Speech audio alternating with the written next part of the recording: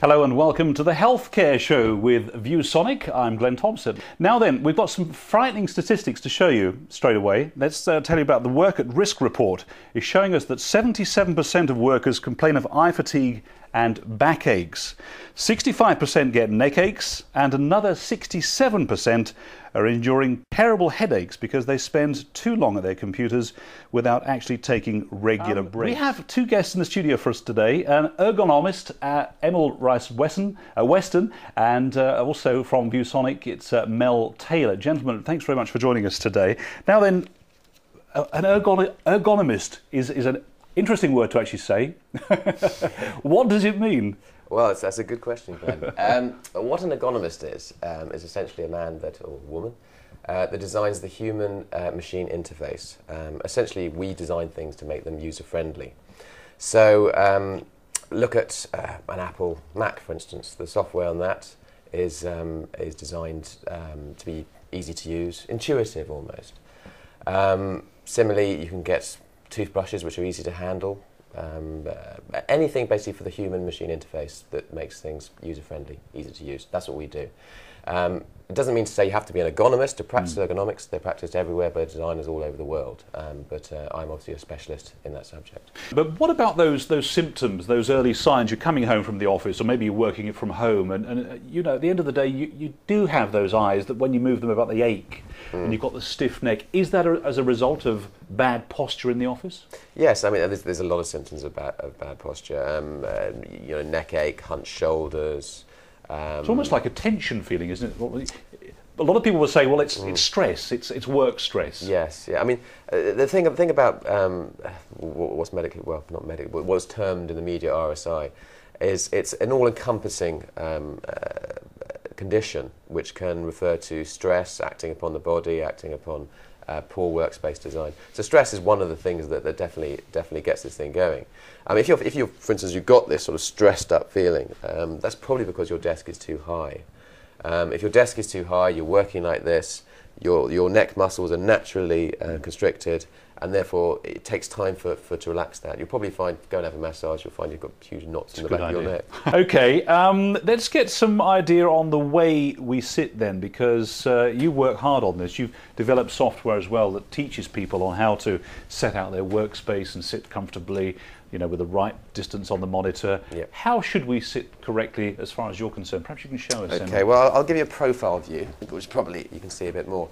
Essentially, there are four main ergonomic seating postures. The one I'm going to show you is the one which generally we all work at in an office environment, and the others involve standing positions and reclining positions, but we're not going to go into those there this time.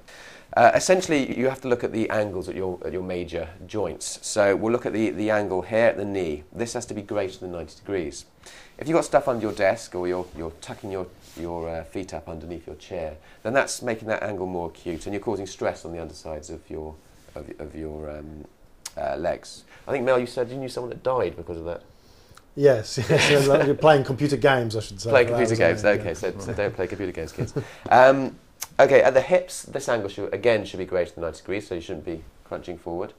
And at the elbow, that angle should again be greater than 90 degrees. So, for instance, if your table's too high, you're going like that, and that's causing static loading on the tops of your arms. That's why you may get tendinitis, tenosynovitis in the back of your arms and the backs of your hands, because they're under static load.